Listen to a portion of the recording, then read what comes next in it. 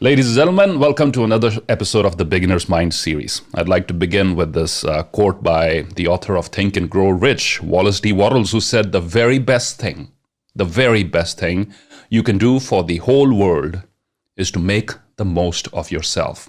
The very best thing you can do for the whole world is to make the most of yourself. But our special guest today helps you do just that. Make the most of yourself by tapping into and learning to use properly the most powerful gadget ever invented, the human brain. Shonté Jovan Taylor is a neuroscientist, the first neuroscientist on our Beginner's Mind show, and a success trainer, author, and founder of the OptiMind Institute. She's igniting minds and hearts across the world through her coaching, training, and speaking.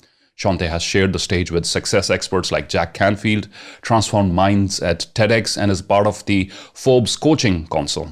Her 007 mission is to guide ambitious people, just like all of you tuning in, to harness their brain power to reach their full potential in life, in their professions, and in business. Her journey is something that is very inspiring. After graduating from UCLA and achieving over 15 years of brain research and industrial organization training, Shonté has accelerated her development both as a neuroscientist and success trainer. But the road didn't start off on such an easy note. As a teenage mom, the cards were stacked against her. But Shonté prevailed, beginning college at just 16 years old. Her mission is now to spark human potential, which was something that just didn't come naturally to her. It first sparked within herself. Her mission of transforming lives started by transforming her own life. So after conducting several multi-million-dollar research studies for both the government and pharmaceutical industries, she now launched her own training and research institute called the OptiMind Institute to fulfill her mission. She focuses on all aspects to amplify human potential, whether that is training organizations to elevate their leaders and workforce, or empowering entrepreneurs to manage their mental empires. And we're living in the age of mental empires. This is the information age, while they build their financial empires. Shonté, once again, you are welcome to the show. Thank you so much for being here. Thank you so much for having me. It's a pleasure. And given the time difference between New Delhi, India, and Austin, Texas, thanks to you, we're nice up and early in the office at 6 a.m. today. And it seems like I'm in a different city altogether. And it just occurred to me while I was sipping my tea upstairs. I know your podcast is called Coffee with a Neuroscientist, and it's time for coffee for us in the morning by glass. Time for a glass of wine for the neuroscientist by now, 7 p.m. Yes, absolutely. Yeah. Or some tea. Yeah, why not? Or something stronger, depending on the day. No. Yeah, absolutely. Absolutely. While I was just reflecting, sipping my tea upstairs, I thought to myself, like, simple things can improve the quality of your life so much, because I'd been bored, I'll admit that. With the same coming in at 9 or 9:30 a.m. would be my usual time to come to the office. And 6 a.m., that little disruption, it feels like I'm in a different city. You know, there's a variety that sort of sense of, wow, this is something different. And the boredom's suddenly gone away. And I read that on your website. And in fact, one of your, the TEDx talk that you gave, you talked about how small things can change how your brain is functioning. And I could just relate with that. And I'm looking forward to our conversation today. Let's begin. You're the first neuroscientist ever on our show. And it's a pleasure to have you. And I know the things that you talk about, brain management and other things, you're not speaking from your own opinion, but from hardcore science and your research. Let's begin by, I read the term brain management, and we're familiar with time management and self-management. Let's begin by asking you about what is brain management and how can we go about it? Yes, absolutely. So first of all, I want to acknowledge how you just were able to apply what you learned from my TEDx talk to your actual experience. Like, thank you. Small acts of kindness can change the brain, and small changes in your day can change your brain. It's all about new attention, right? New novelty that kind of wakes up the bored brain a bit, right? And it's all about attention. And so just to answer your question about brain management, we need to start thinking in terms of how the brain functions. We need to start prioritizing according to how the brain functions, because it's a Mm-hmm. whole different universe up there. Mm-hmm. The brain's timeline is different than this external timeline that humans have forced themselves into.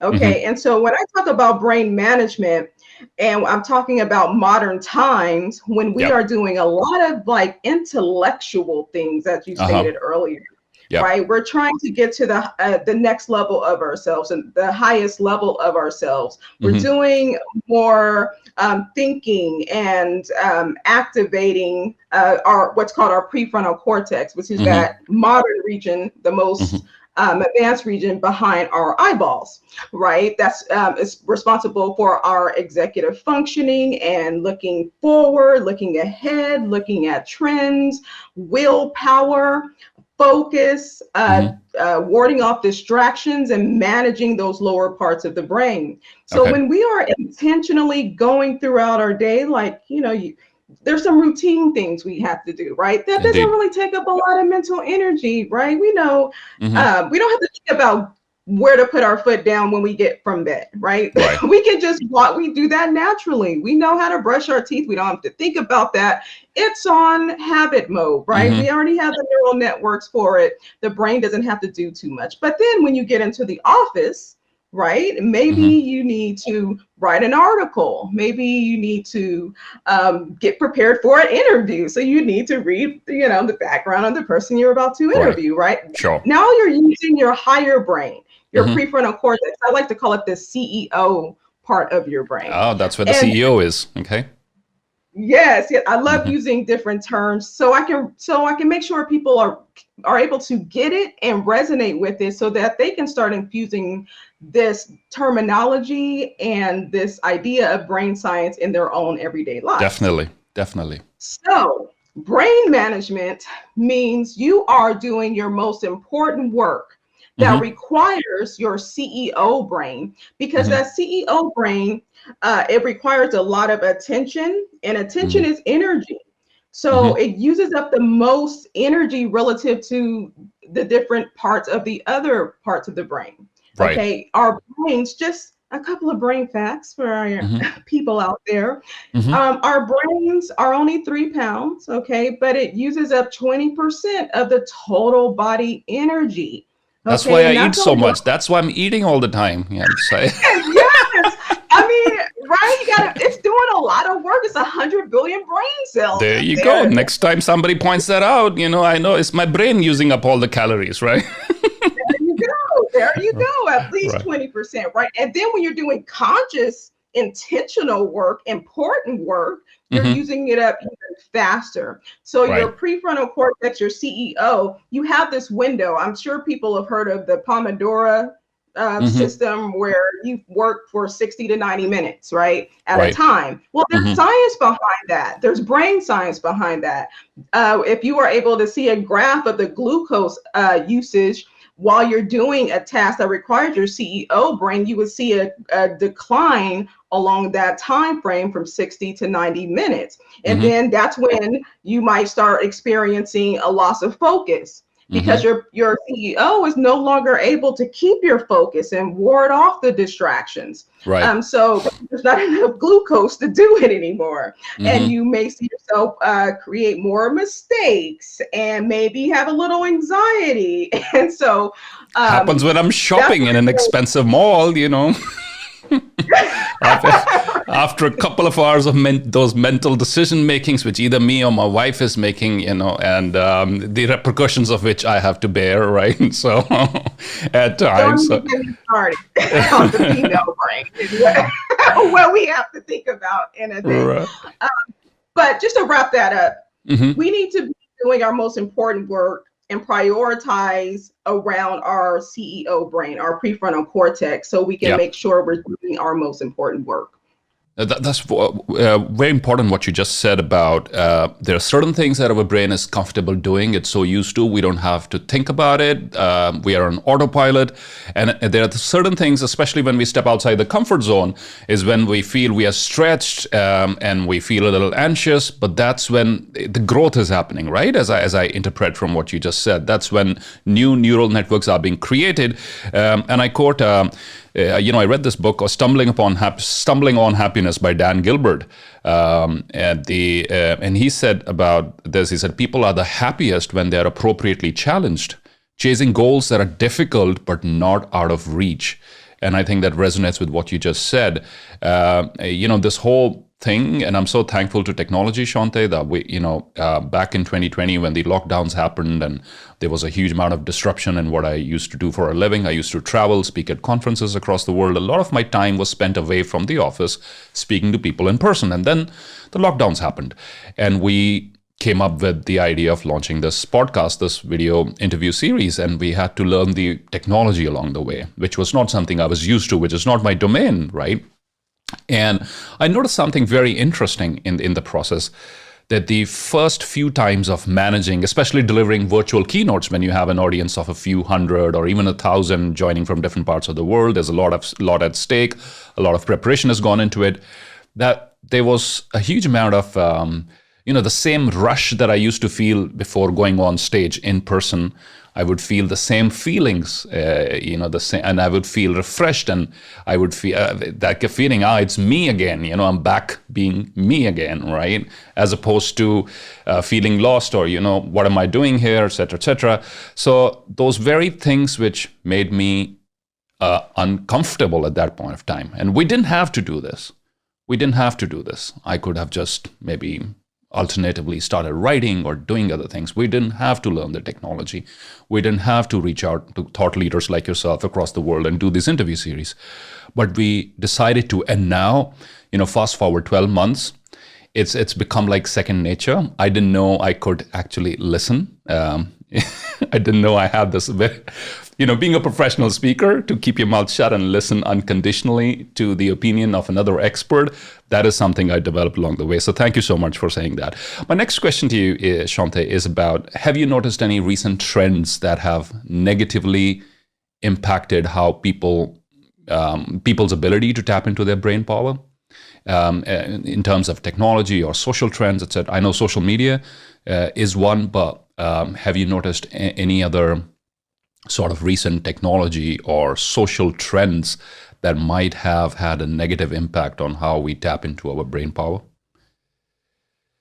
Absolutely. So like you, I love technology. Okay. And I truly believe it's technology that's going to help us evolve into the highest version of ourselves and be able to create things and find solutions that haven't been found before. The problem with the development of technology and how fast it's being developed, though, is that we are not developing our wisdom along with it. Right, as fast. We are not developing our understanding of how technology can impact different brains, right? Children's brains, teenagers' brains, the adult brain.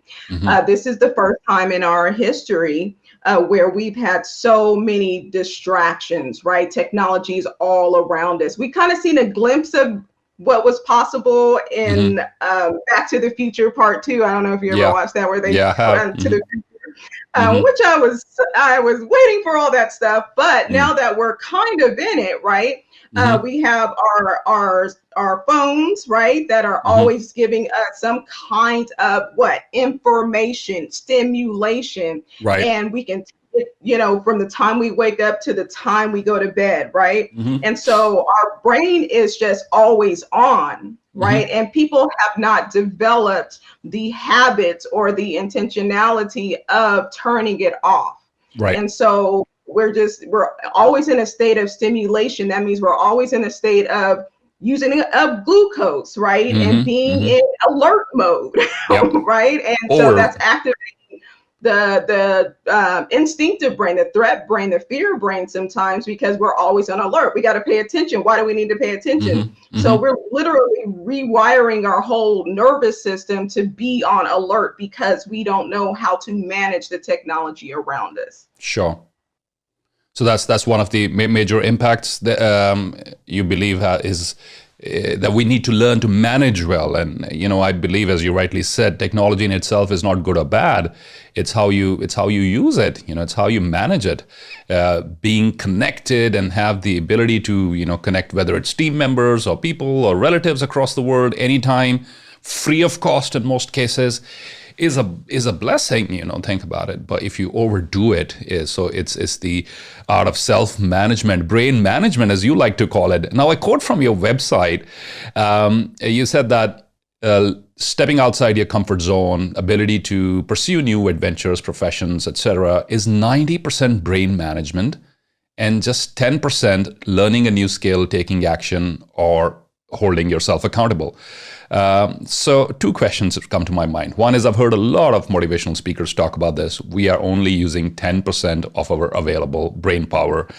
First of all, would you like to address that, please? Is that true, or is that something that's blown out of proportion?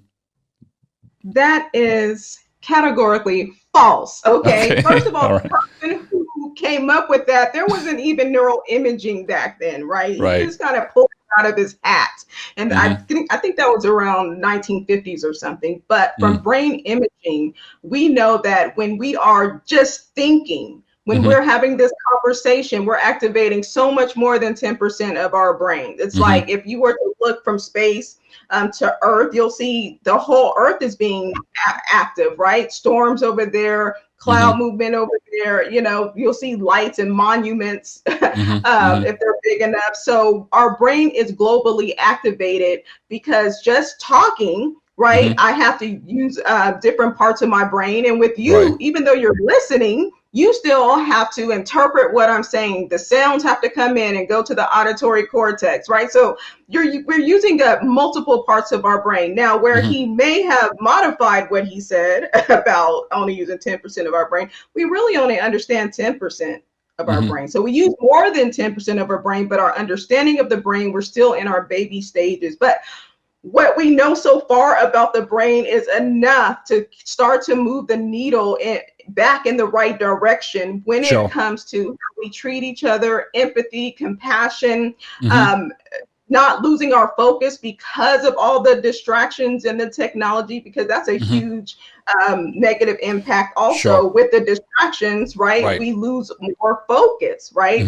And we're not able to do the things that we're called to do or pay attention to things that matter or conversations, people that matter, and it's affecting all parts of our lives. Absolutely. So it was some excited guy on stage who overzealous and believing in whatever he came up with, who said this, that we are only using 10. So what I understand is that we are using more than 10%, but our understanding of what we're using is probably in the early stages at the moment. So I'm going to circle back to the distractions issue later on, which is a big one, especially with youngsters, availability to gadgets and information that they probably do not need in amounts and quantities that they do not need.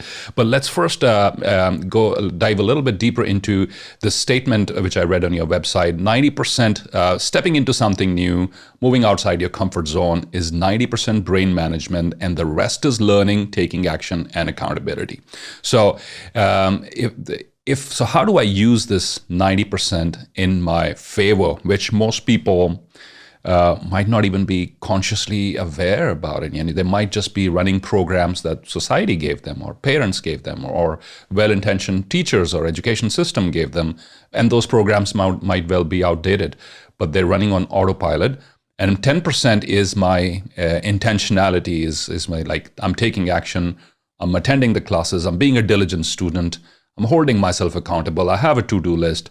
But there is this dark force somewhere, unknown force that's operating, that's brain power, and as per you is 90%. So how do I harness, how do I utilize this 90% in order to fuel my growth? Yes, that's something that we're actually researching to get some actual stats behind that 90% Mm-hmm. factor. But let me give you an example of someone who wins the lottery. I Sure. don't know if they have the lottery in India, but Oh, they do. Yeah, they do. they do. Yeah, of Okay, course. or the Powerball All or whatever all big different pot of versions cash. of it. Yeah, the daily, the instant, the yeah. So yeah. Mm-hmm. Okay. Let's take somebody who basically had nothing and then drop 10, 20, 30 million dollars in their bank account. Okay. So most people who are winners, who win that kind of money, lose it or is taken advantage of and then lose it, right? Mm-hmm. But Mm-hmm. why? It's because their brain is not wired to be able to deal with that kind of money. Okay. Right. So there might Mm-hmm. be a lot of anxiety Mm-hmm. because the brain, there's a part of the brain called the amygdala. It's like, Mm-hmm. okay, we don't have certainty, right? We Mm. don't know what this path looks like. Like 2 days ago, we knew exactly how much money we had in our bank account Mm. and what we were going to use it for. Now we have $30 million. What are we What going do to we do do? with it? Right. What do we do? So the brain, our fear brain, our protective brain, our instinctive brain is going to try to protect us, even if it looks like it's a good thing, right? Mm. But if our brains, if we're not wired to know what to do with it, it creates uncertainty. Okay. Mm-hmm. Another reason why I like to use that example is because when you drop $30 million in someone's bank account, they don't have the mental maps, they don't have the neural pathways that Mm-hmm. would have allowed them to develop the discipline and the financial habits that would allow them to sustain that money, that Mm-hmm. income, or to keep it growing. They Sure. don't have the mental neural networks of meeting people along their journey and having conversations about money and what to do with it. They don't have safe circles around them, Mm-hmm. right, that they established along the way if they were to earn it on their own. So Mm-hmm. now they're in a sea of predators, right? There's a lot of distrust. Mm-hmm. People are coming out the woodwork asking for money. They never been in that situation before. It's scary. So Yeah. I brought up that example to say that we need the mental neuronal networks in order for us to take the actions and to take consistent actions, because we can have all the systems and the tools and the wonderful speakers and listen to thousands of hours of YouTube, but Mm-hmm. we need to create the neural networks that are going to help us to implement and Mm-hmm. keep being consistent so that our brains don't freak out, basically. So it's all down to neural networks. Then it's all down to neural networks. It's all down to neural networks. You have to have those established, because if someone, let's say another example, I don't know if we have time for another example. No, no, If sure. someone wants to become an entrepreneur, Uh-huh. okay, and they're leaving their 9 to 5 job, Right. what they end up doing is they end up bringing their 9 to 5 mindset Uh-huh. to their entrepreneurial journey. Yep. And there's not a lot of overlap in that. It's a Mm-hmm. whole different type of neural network and thinking. But they think because I have the tools, I attended some webinars and master classes, I went to some business conferences, I'm ready to be an entrepreneur. But they're Uh-huh. still thinking like someone who had the 9 to 5, and it's not transferable. I love that. I love what you just said. And I think that's going to be invaluable for all of our, especially our young viewers, those in their first jobs and just starting off their careers. I always talk about this, that you can develop an entrepreneurial mindset while you're still employed. You need not leave your 9 to 5. And there's a lot of talk about find your passion. You're stuck in a 9 to 5. We've given a whole generation an impression that there's something wrong with having a job, that you can only be successful, quote unquote successful, their definition of success, if you quit and you be an entrepreneur and you be your own boss. While the truth is, whatever I've learned, whatever I'm teaching was thanks to 8 years of working for other corporations across the world in different environments, in 5 different countries.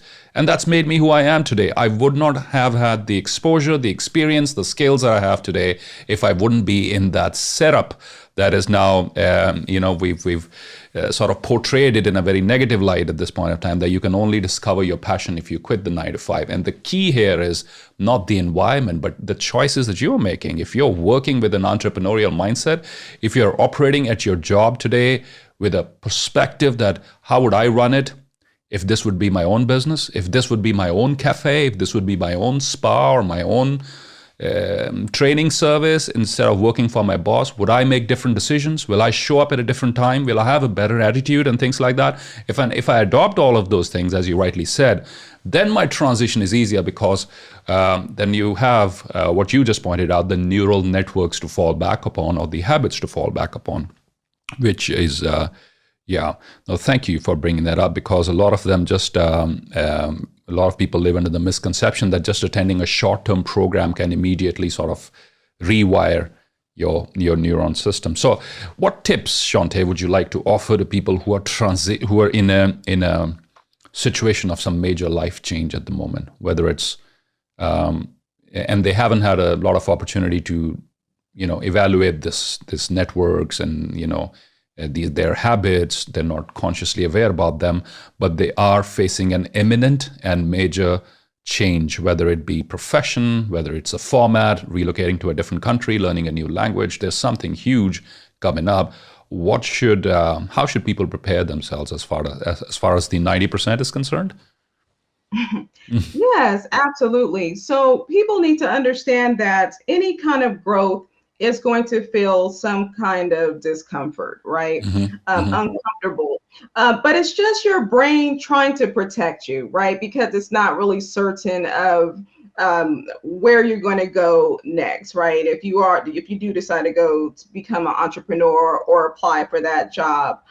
So I would say that if you expect the discomfort feeling, then you can reframe it and say, I know that I am supposed to feel this way, so I am in the right space, right? Right. And so that will actually deactivate your threat brain, your amygdala, as well. And I just also want to just add, to add what you were talking about as far as asking yourself, the questions of, would I show up like this if it was just my business, right? Start that evaluation process. But also, when people operate in their strengths, what that really translates to in the brain is you are operating at the level of your strongest neural networks. Those that have the most strongest connections that have made you who you are, which is a culmination of your knowledge, your skills that you honed in on, what you went to school for, the jobs you had prior, and you were able to build more neural networks in the direction of your strengths. And the brain loves operating in strengths, because every time you have to start from scratch and learn something new, that takes a lot of brain energy. And that's why we're resistant to change, everyone.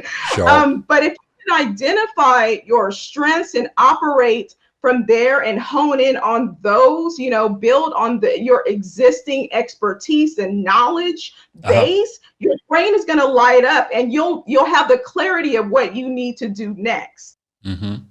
So I think I pick up 2 very important things. One is use your strengths more often. And I love what Marcus Buckingham, in his whole research around using your strengths and discovering your strength, is about, he says, okay, mitigate your weaknesses and look after your weaknesses so that they don't become an obstruction.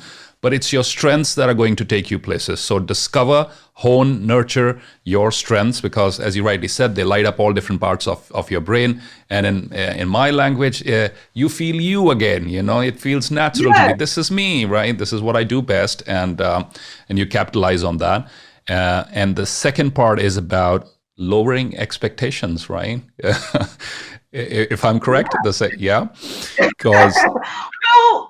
there is a time to lower your expectations, okay? So that you get a more realistic, outlook. Because some people want to become entrepreneurs and make $1 million, right, in the first year, right? So that's unrealistic. unrealistic expectation. So you notice I have the left and right brain here, right? Uh-huh. So when we have these aspirations, right, and we're like, I want to change the world, or I want to, serve this population, I want to end world hunger. Your left brain is the logical, rational part, right? And it's Okay. going to ask the question, they talk to each other. How are we going to do that? Right. So unless The you devil's show advocate. Right. them the left brain, the money, right, the stats, the numbers, the plan of action, you're least likely going to take action or consistent action. So when I actually train or coach entrepreneurs, I tell them that they have to become whole brain entrepreneurs, because you need both your right and your left brain to succeed. Absolutely. And guys, I do highly recommend you go watch the Coffee with a Neuroscientist series, or listen to the podcast, and check out Shonté's the YouTube channel. Tons of important information out there which will help you build upon the discussion that's happening there. But I'll just rewind back to what you just said, Shonté, is about the fact that your ability to figure out how you're going to do it, there's going to be an internal conflict at some stage. You need to reconcile it. You need to develop a whole brain, but you need to tap into your creative powers as well as your practical, pragmatic powers. A lot of people suffer because they have this one, thing doing wonders for them. We have this wonderful idea coming in, and then not putting it enough effort in the other part. And on the other side, I've seen people who are very good at execution. They're detail oriented, and they find out a way forward, but then they lack the imagination and the creativity. Usually it's two different individuals coming, if they're able to work together, because there's going to be a huge amount of conflicts in that relationship. But the same conflicts happen in an individual as well. So your tips, please, coming from neuroscience, how do we reconcile it? Because I'll have a vision which one part of my brain feels, wow, this is it. This is what I should devote the rest of my life to.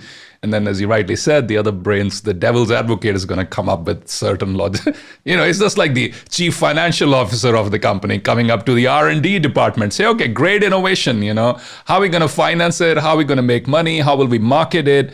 And as you rightly said, it's important to balance. So how does an individual balance these internal conflicts? What are your tips?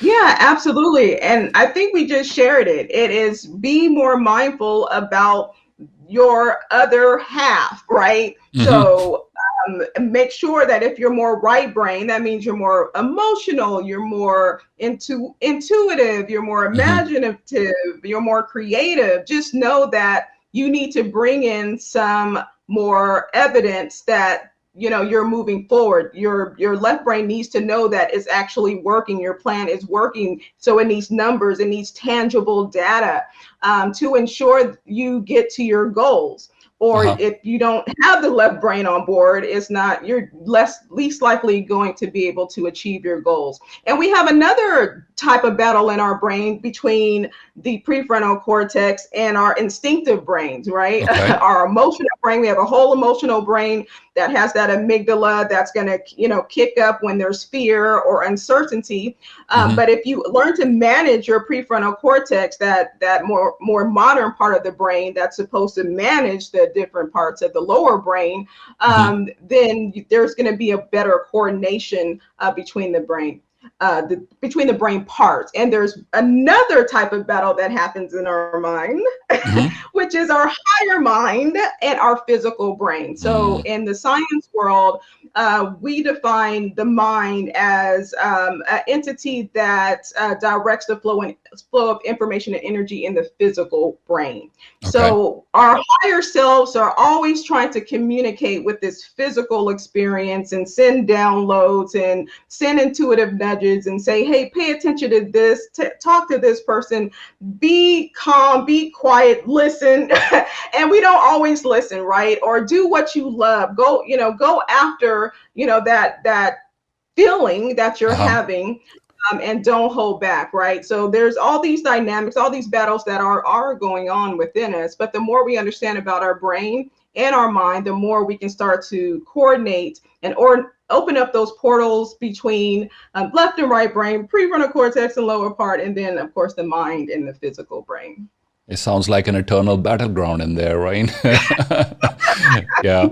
Some Yes. I saw a photograph on the internet the other day where this guy is carrying like a very heavy head on a cart and a small, tiny body. It's a heavy, huge head attached to a tiny little body, and he's using this cart to carry his own head. And the quote underneath went something like this: sometimes the heaviest load we all carry is the burden of our own thoughts. And and I know from our experience, from a neuroscience perspective, I know from working with the people from different parts of the world, doing different things, is that our brains, our minds can be our best friends or our worst enemies. It depends where you are in terms of understanding what's going on. What are the triggers? What are you doing to diffuse the triggers? Shonté, from your perspective, what role does activities like meditation or mindfulness or gratitude, what sort of impact do they have specifically on brain health? Oh yes, I love those topics because Mm-hmm. there's so much research now behind, especially mindfulness and meditation. And Right. my favorite is mindfulness and Mm-hmm. gratitude, I will say, because I don't really meditate that much. But we know that the meditation processes will thicken our prefrontal cortex and Mm-hmm. allow us to operate from a more peaceful, centered, and calm state. Basically, our fuses get a little longer, so we Mm. are not as triggered, or people Right. can't tick us off. Right? That's Mm-hmm. what meditation So is. less caffeine, more meditation, people. Exactly. Right. If you're tired of people ticking you off, no, meditate more. But the reason I love mindfulness is because it gives us the understanding that the present is a gift, and it Mm. can center you immediately, Mm-hmm. right? And it can deepen your relationships, because if you're in the moment, if you're seriously listening to someone's words, listening into their looking into their eyes, Mm-hmm. you're establishing more activity in the mirror neurons, right? Right. And your heart center and your emotions. It's a different energy that's now being exchanged when you're doing mindfulness. And when we're mindful, it's throughout the day, right? So Mm-hmm. you have these moments where all we have is the present moment, really. Do Mm-hmm. we have the Mm-hmm. past? Do we have the future? We No. always have the present moment. That's why it's a gift. Mm. But long term, we know from neuroscience that mindfulness actually reduces judgment. So we're not Mm. making biased assumptions about people, right? Oh, We're wow. more understanding of people. Mm-hmm. So when we practice mindfulness, it just makes us a better human being so that we Wow. can treat other human beings better. And just one more thing about gratitude, there's Sure. neuroscience. Gratitude actually changes what's called the cerebellum in the back of our brain, where we thought it was only for coordinating walking or movement, but Okay. now we know it's important for coordinating our emotions and our memories. Mm-hmm. So when we physically write what we're grateful for, there's this neuromuscular interaction that activates the cerebellum, which then helps to manage that emotional brain and activate other parts of our brain that is linked to memory, so that we can recall Mm-hmm. the calming strategies to do mindfulness or meditation, or do something stress reduction related. Because when we are in a heightened state of emotions and a Mm-hmm. negative emotion, it shuts down our memory. So there's a Sure. reverse of blood flow because that amygdala is activated and it's very powerful. And so we kind of get stupid, Yeah, right? And right. we can't think straight. We can't think from our Oh, we higher regret brain. it later. So We gratitude. regret it later. Hmm. After that hijack state is over, we immediately regret it. We know what's happened. Sorry, yes. Before I cut in. Oh no, Yeah. that's all I wanted to say. Gratitude, writing down and saying what you're grateful for. We have the brain science behind it, and it can make you a more grateful person, a more emotionally managed person, Hmm. and just you'll be in an overall state of appreciation. Wow. Gratitude is more than saying thank you for this Right. or that. To me, it should be a state of continuous appreciation for this human experience and all that we are gifted with. And when we have that, we make better decisions. When we have that, we are less reactive. We are making less comparisons. We are having less self-defeating conversations and more empowering conversations. Thank you for mentioning that, the habit of writing it down on paper, because a lot of people underestimate the power of that. They say, oh, I feel grateful. I know what I'm thankful for. I just know. But the process of actually sitting down and writing it, I do a two-part process. So I put on my favorite piece of music or my favorite perfume, and I sit down in a nice quiet place and I just let the thoughts flow about. And then I do a daily, weekly, and then monthly as well at times. What are the highlights of this month? Because come December, I'm going to forget the battles I was fighting in January and things that worked in my favor back in January. And I'm going to, whatever's in my immediate vicinity at that point of time is going to be more important. So I put those monthly ones in a glass jar and I read them. That's my Happy New Year celebration, apart from the champagne. And what it does is it trains your mind. And part two, Shonté, is the visualization process. I take that sheet of paper and I then, if it's an individual I'm grateful for, and I try to visualize that person. If it's an opportunity, I try to visualize that. And by closing my eyes and doing the visualization part two, I'm now strengthening those feelings, perhaps the neural connections along the way as well of what's working well in my life. So thank you. I'm so glad you brought it up. Everybody who's tuning into right now, into this conversation, don't underestimate the power of sitting down and writing what's working well for you, sitting down and writing what you're grateful for instead of just mentally. You may get to that next level where you can just mentally rehearse it and you feel good, but the writing part and maintaining a journal, very, very powerful there. I want to, thank you. I want to circle back to distractions. We started off this conversation in the beginning. We talked about social media, having too much stimulation, and that's a huge issue right now. Attention spans have gone down. I see a lot of people very fidgety, constantly restless, impatient, but they don't know what's next. I understand somebody who's got 20 things, a concrete plan for what's next, and she's restless to get those things done. I understand that. But then being restless, being in a state of heightened arousal or emotions without any external something, the next step to go towards. So you're eternally restless and anxious.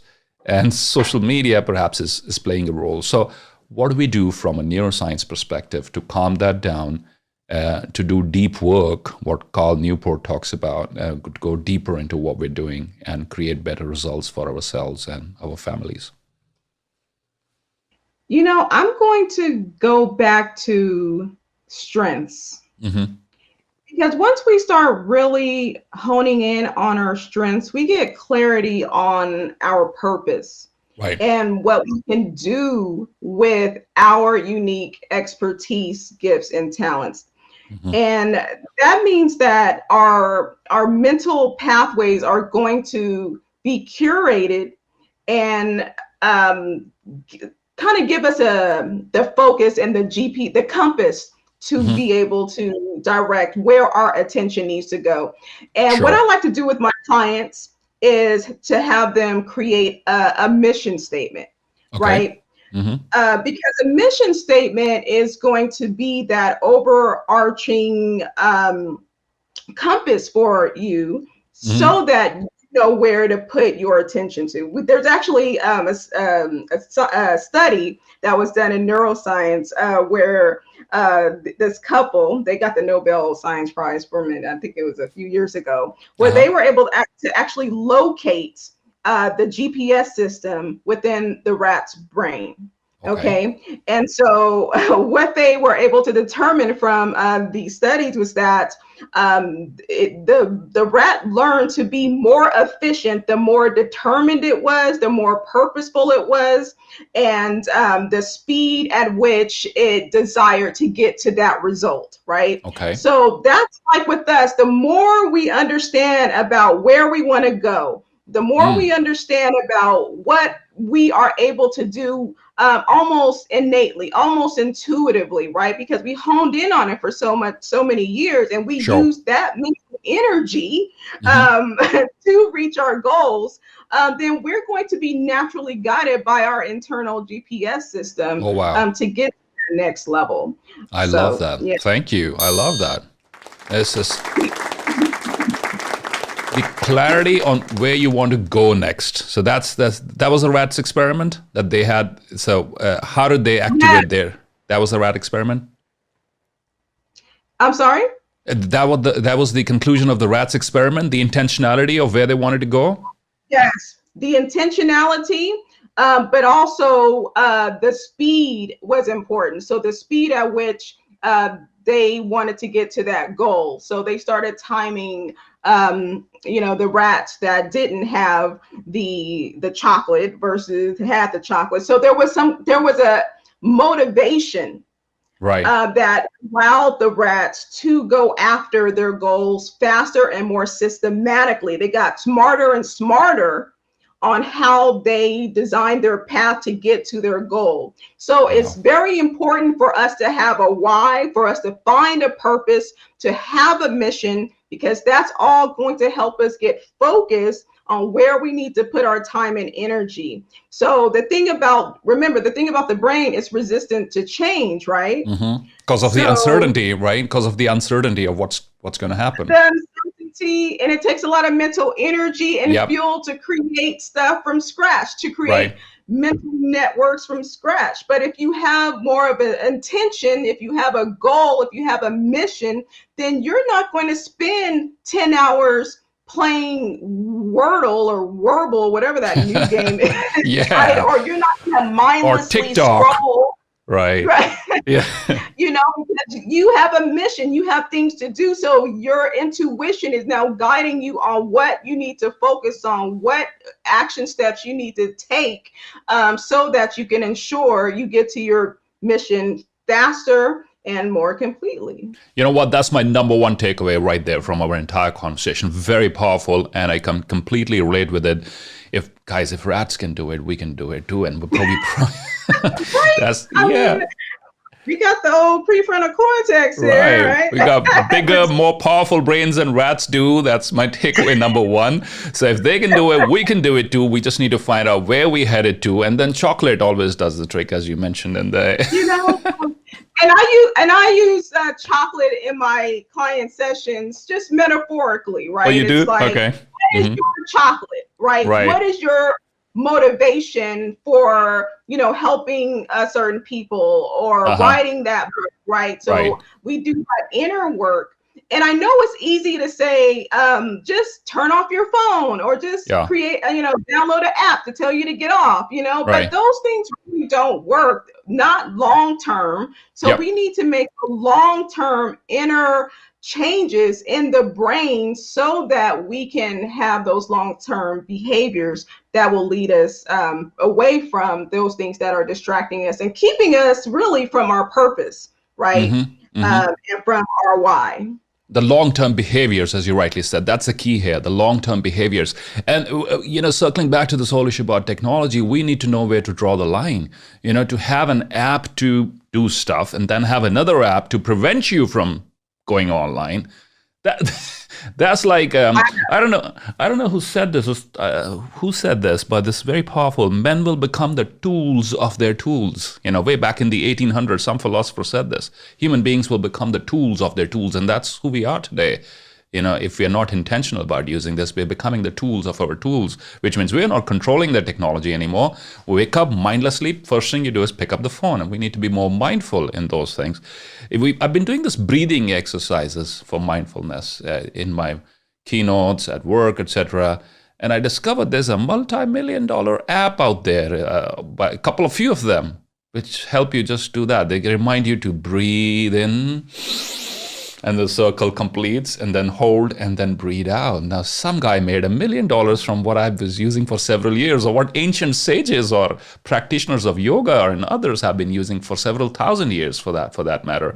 So we need to know where human technology, a good old-fashioned original thinking and meditating and self-reflection can do the job. You don't need an app to do that for you. You're depending upon technology way too much if that's happening. Shonté, it's been such a wonderful interaction here today. You've shared your wisdom freely, and I love how you make it so simple for people to understand. Before we let you go, could you recommend maybe one or two activities folks who've tuned in and who have listened thus far, who could use them for a 30-day period or whatever number of days that would help them establish a new habit? Maybe one or two things that you feel can help them achieve a big breakthrough, sort of an implementation plan? Yeah, I want to say, like, we're born with the ultimate app, right? The ultimate technology. I like to call it the neurotechnology. And so the more we learn to use okay, love that. Neurotechnology. You should patent that. And the more we learn to use it, though, better. The more, the external technology won't rule us, won't rule this human experience. And remember, I said earlier that technology, there's nothing wrong with technology, but the speed at which it is being created is not keeping up with our wisdom, right?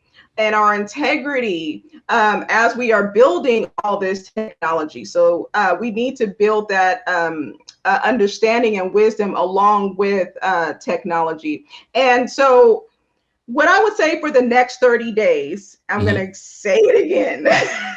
I want people for the next 30 days to really discover your strengths, right? Keep a journal and say, what lights me up in the day? What lights me up when I'm spending time with people? Like, what parts of that?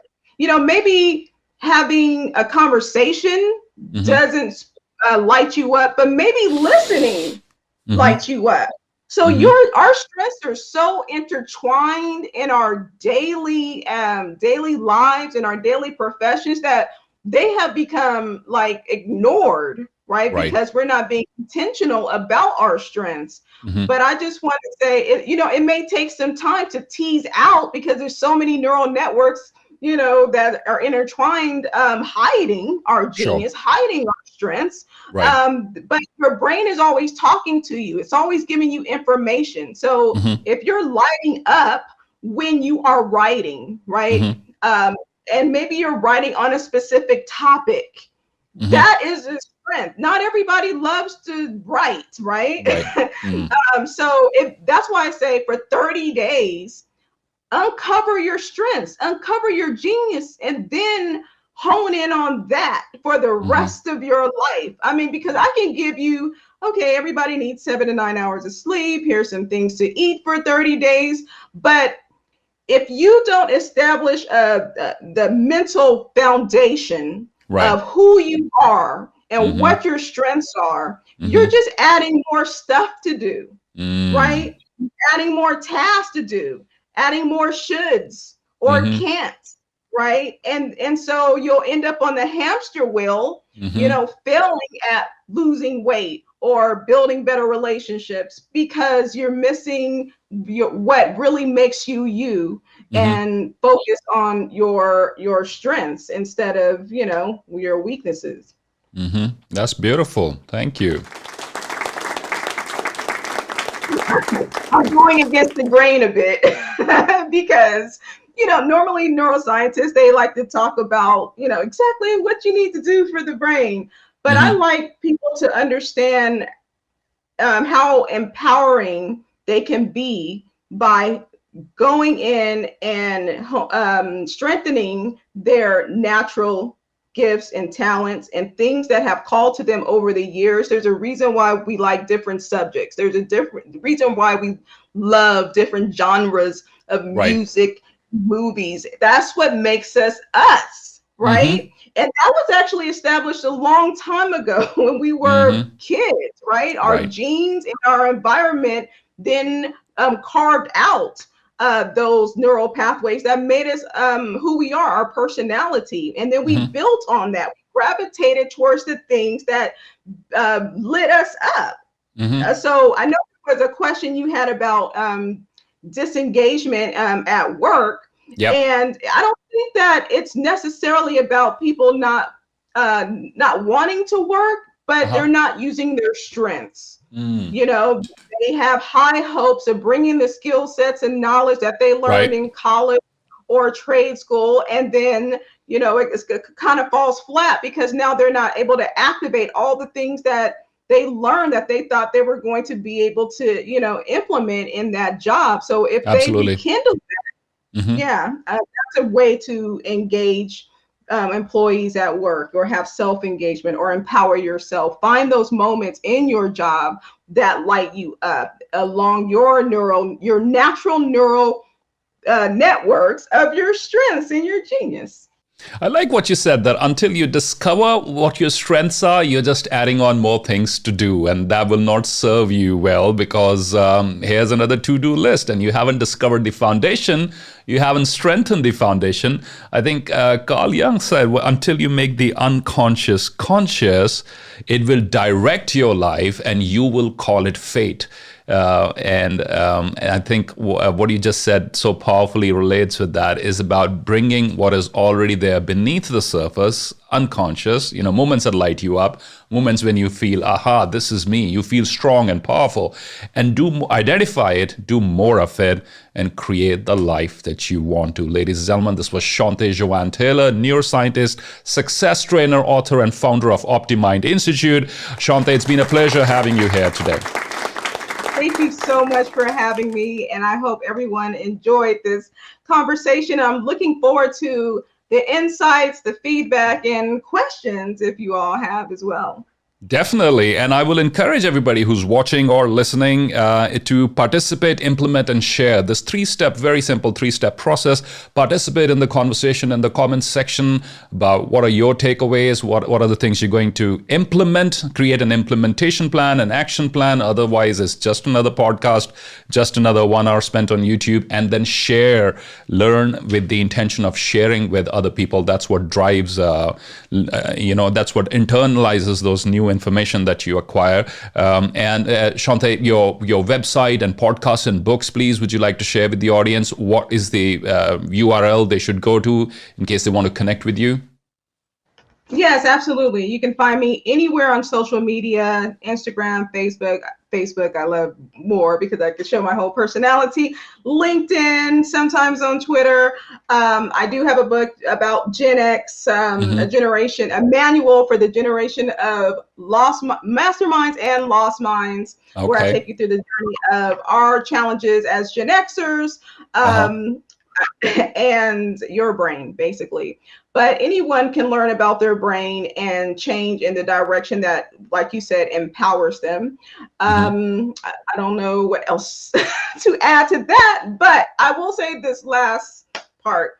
Please. Every next level of our potential, every next level that we want to go will require another level of our courage and our brain power.